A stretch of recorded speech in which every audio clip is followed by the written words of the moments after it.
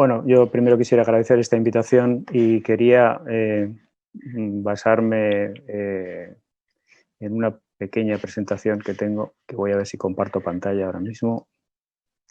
Bueno, pues lo que decía, bueno, yo lo que quisiera es seguir un poco en la línea de lo que ha estado contando Paco, ¿no? Paco trabaja fundamentalmente en lo que llamamos dentro del IPCC el grupo 1, que es el grupo que nos da a los que estamos en el grupo 2, que somos los que elaboramos un poco la parte de impactos, riesgos y soluciones al cambio climático dentro del marco fundamentalmente de la adaptación.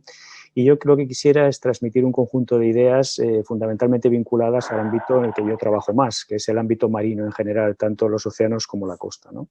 Entonces, para eso, como digo, me quiero apoyar en un conjunto de transparencias y la primera es esta, que trata simplemente de ahondar con alguna de las ideas que ya ha manifestado antes Paco, ¿no? La idea fundamental de que al final estamos hablando de un planeta integrado, donde cualquier cosa que pase en el océano está totalmente vinculada con lo que pasa en la criosfera, es decir, lo que pasa con las masas de hielo, lo que pasa en los intercambios del ciclo integral del agua, lo que pasa con las aguas subterráneas y tratar de compartimentar, tratar de entender el sistema como un conjunto de subsistemas que no están conectados no nos va a llevar a la solución del problema, ¿no?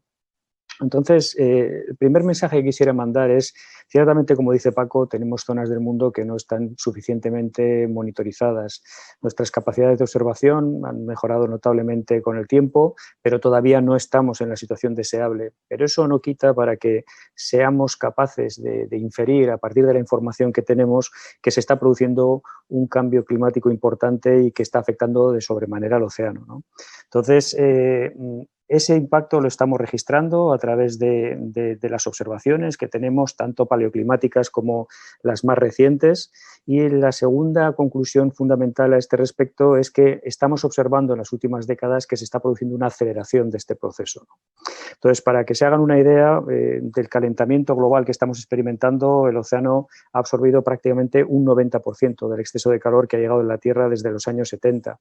Esto también trae consigo una aceleración observada con un calentamiento anual que se multiplica por 2 en el periodo 1993-2017 con respecto al 69-2013. Lo mismo que hablamos de olas de calor por temperatura atmosférica, también tenemos olas de calor marina. Y de hecho lo que hemos observado desde 1982 es que el número de olas de calor se ha multiplicado por 2. Son más largas, son más intensas. Y eso lo que está es dando lugar a daños importantes sobre los ecosistemas. También hemos observado un incremento en las precipitaciones y en los vientos asociados a los ciclones tropicales y extratropicales. Y también hemos observado cambios en el oleaje. Estos cambios en el oleaje, sobre todo, donde más incidencia están teniendo es en el hemisferio sur, donde se está produciendo una intensificación de los oleajes más extremos. Y estos, como veremos más adelante, tienen una incidencia muy importante sobre la erosión de la costa y sobre la inundación. Podríamos hablar de un montón de ellos también, como el incremento de la estratificación marina, pero otro factor que creo que es relevante que la gente entienda es que aproximadamente entre un 20 y un 30% del exceso de CO2 que nosotros hemos emitido a la atmósfera se ha almacenado en el océano. Y eso tiene implicaciones cuando lo mezclamos también un poco con el efecto que tiene ese incremento de temperatura en una acidificación. Acidificación que otra vez está teniendo consecuencias muy importantes con ecosistemas sumamente relevantes desde el punto de vista de biodiversidad, pero también por los servicios ecosistémicos que nos prestan, como son los arrecifes de coral templados, ¿no? Esto está produciendo el blanqueamiento y la mortalidad y, de hecho, son uno de los ecosistemas que están en estos momentos en una mayor situación de peligro, ¿no? Y mucha gente suele decir, bueno, pero a mí esto de los arrecifes de coral realmente está tan lejano, no me interesa pues perder un poco de biodiversidad. Bueno, no, realmente el arrecife de coral es una barrera sumergida que lo que nos defiende es de la inundación, de la erosión y que en algunas zonas del mundo, como por ejemplo en el Caribe, es un elemento de servicio brutal desde el punto de vista de los recursos turísticos, ¿no? Hay muchos otros aspectos, pero quizás quisiera centrarme un poco más en lo que queda de la charla sobre algo de lo que también hemos hablado y que Mercedes ha comentado al principio, ¿no? El aumento del nivel medio del mar. Aquí también hemos observado que durante el siglo XX aproximadamente se ha producido un incremento de unos 18 centímetros del nivel medio del mar. Esto quisiera que la gente entienda que realmente lo que hacemos es promediamos todas las medidas en el mundo y lo que hacemos es damos ese valor medio del nivel del mar, pero existe una gran variabilidad geográfica, haciendo que el nivel del mar cambie de unas zonas a otras en las costas entre un más menos 20% de ese valor. Pero quizás lo más relevante es que si en el periodo que, como digo, del siglo XX hemos observado un incremento del nivel del mar de 1,4 milímetros anuales, ahora estamos en que en la última década ese incremento es de 3,6 milímetros al año. Es decir, se ha multiplicado prácticamente por 3 el incremento del aumento del nivel medio del mar. Y eso, como vamos a ver, tiene consecuencias importantes. Y cuando decía antes que todo es un sistema conectado, yo creo que este es un caso muy evidente, ¿no?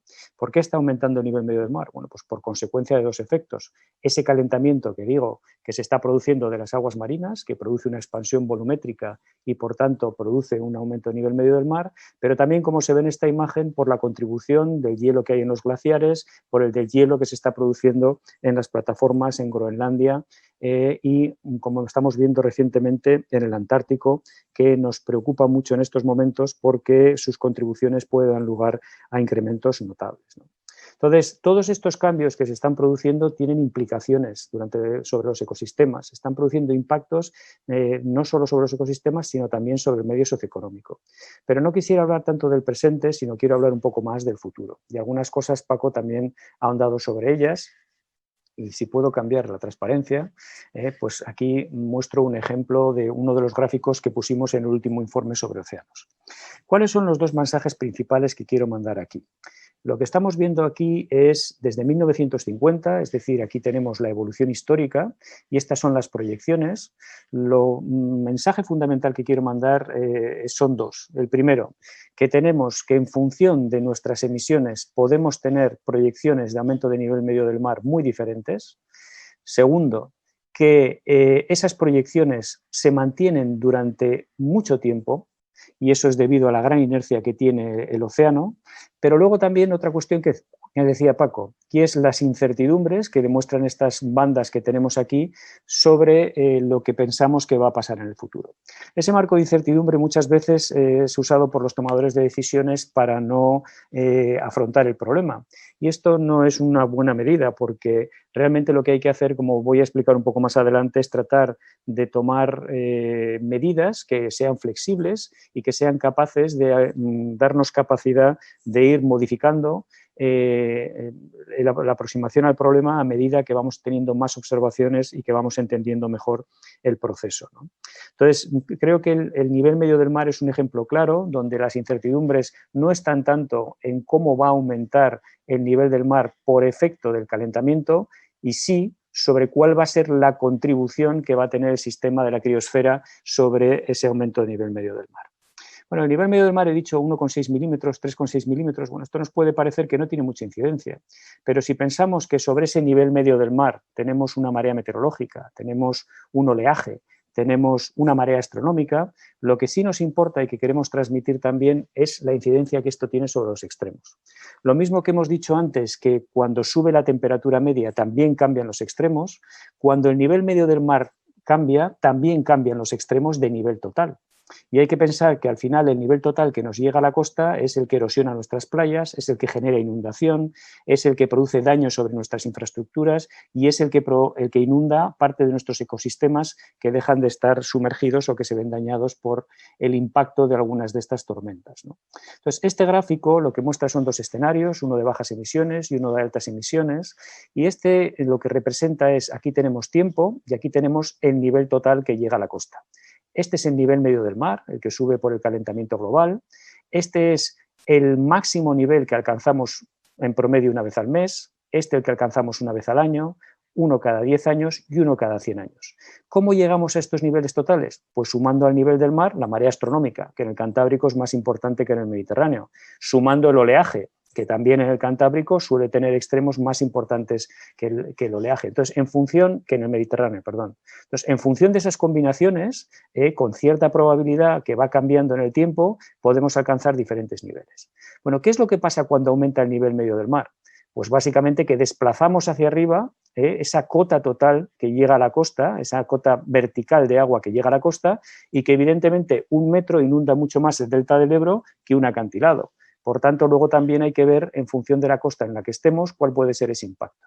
Entonces, ¿esto qué es lo que trata de mostrar? Esto lo único que trata de mostrar, y no voy a entrar en detalles del gráfico en sí, es que eventos que ahora se están produciendo con 100 años de periodo de retorno, es decir, con una probabilidad 1 cada 100 años, van a pasar con escenarios de aumento de nivel medio del mar en diferentes horizontes, con escenarios de emisiones altas en diferentes horizontes a suceder una vez al año.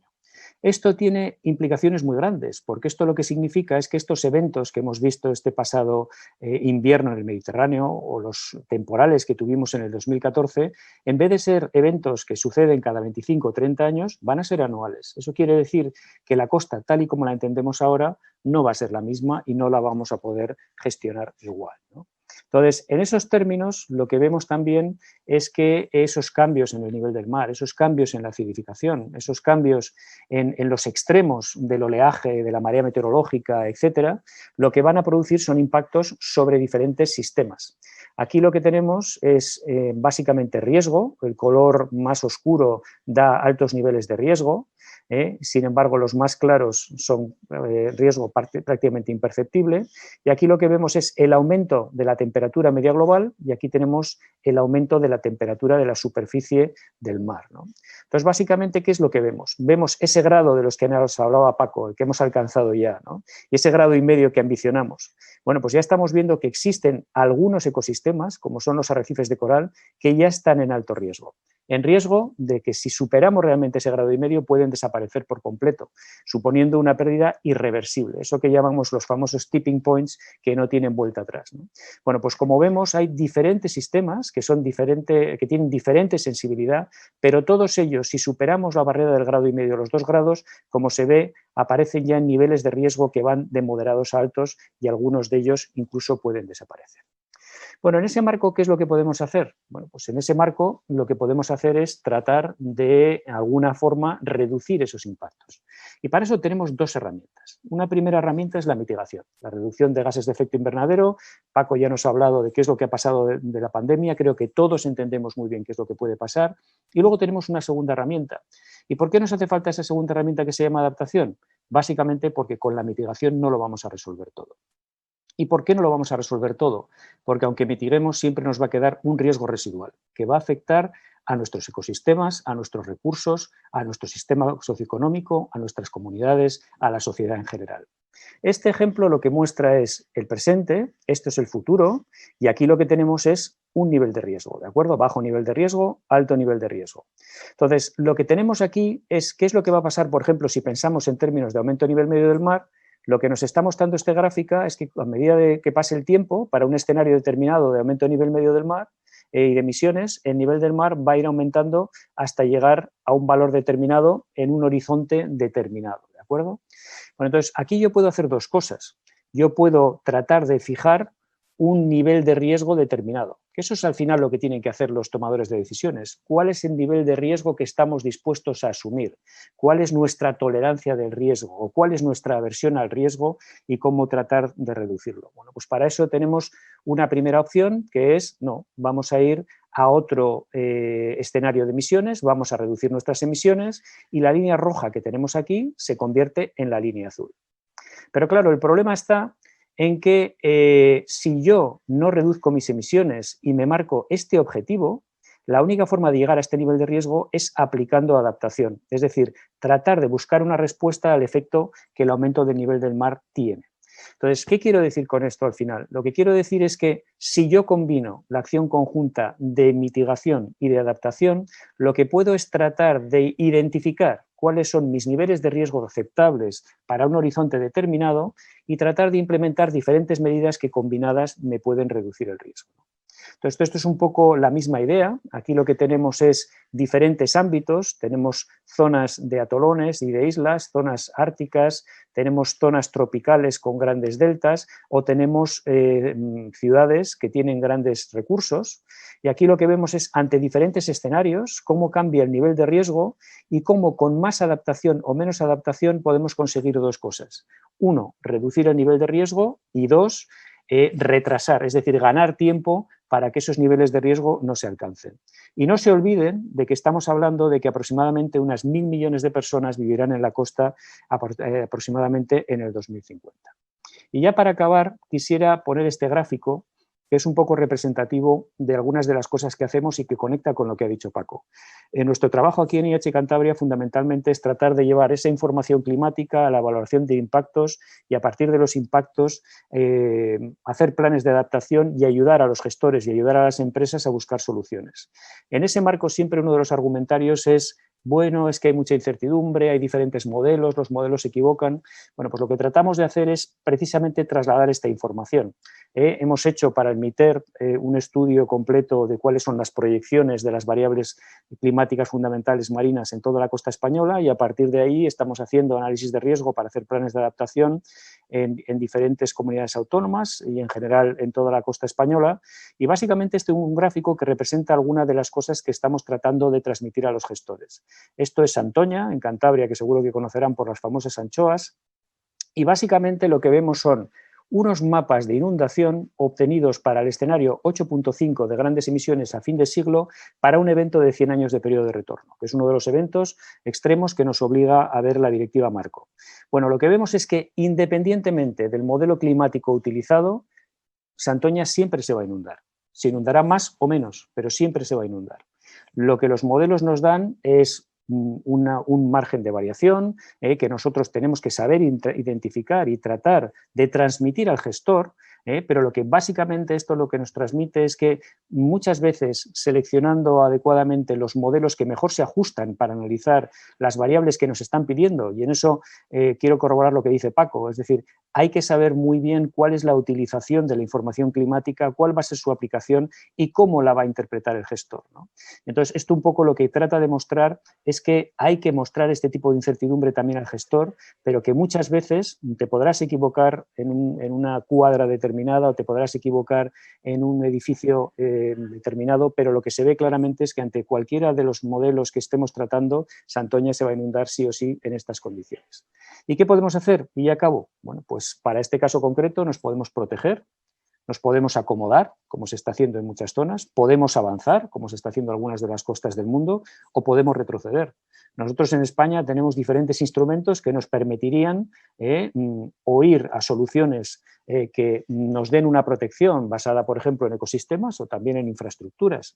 También podríamos acomodarnos y luego tenemos herramientas importantes, como es, por ejemplo, la ley de costas, que nos permitiría ir a soluciones que básicamente lo que tratan es de evitar que estemos en una zona expuesta. Entonces yo creo que con esto un poco me gustaría dejarlo aquí, tratando de transmitir esas ideas de cómo tratamos de llevar la información climática, la información de los cambios y de las proyecciones a la toma de decisiones.